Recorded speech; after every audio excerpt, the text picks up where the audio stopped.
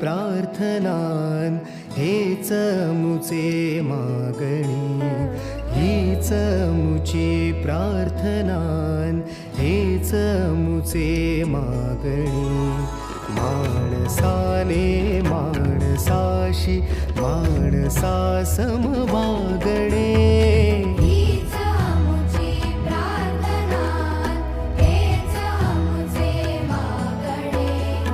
माणसाने माणसाशी माणसा सम वागणे, हीच आमुची प्रार्थना.